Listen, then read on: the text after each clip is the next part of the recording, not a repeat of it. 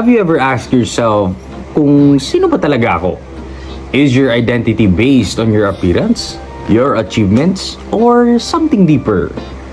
More than 2,000 years ago, dalawang Greek philosophers ang nagbigay ng mga ideyang hanggang ngayon ay ginagamit pa rin natin sa pag-unawa sa sarili. Kilalanin natin sila Socrates at Plato. Si Socrates ay isinilang sa Athens, Greece noong 470 BCE. Hindi siya nagsulat ng kahit na anong libro, sa halip nagturo siya sa pamamagitan ng pagtatanong. Naniniwala siyang ang pinakamahalagang paraan ng pagkatuto ay ang pag-iisip at pagkukwestiyon sa ating mga paniniwala. Si Plato ay estudyante ni Socrates. Matapos mamatay ang kanyang guro, isunulat niya ang mga aral nito at itinatag ang The Academy, ang isa sa mga unang paaralan sa mundo. Marami sa kanyang mga ideya ang naging pundasyon ng modernong filosofiya. Para kay Socrates, ang pinakamahalagang bagay ay ang pagkilala sa sarili.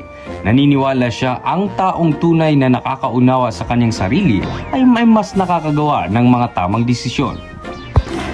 Isa sa kanyang pinakatanyag na kasabihan ay, "The unexamined life is not worth living."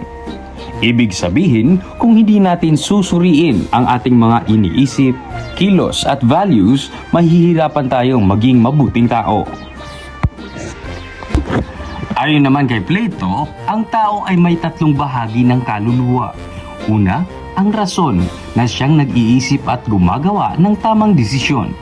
Ikalawa, ang spirit na kumakatawan sa ating tapang, emosyon at determinasyon. At ikatlo, ang appetite o ang ating kagustuhan at pagnanasa.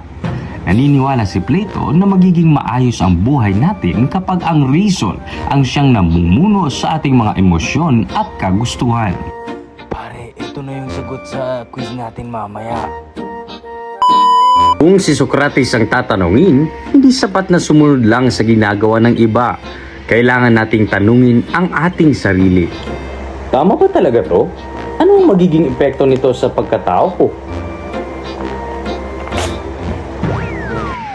Ang tunay na wisdom ay nagsisimula sa self-reflection.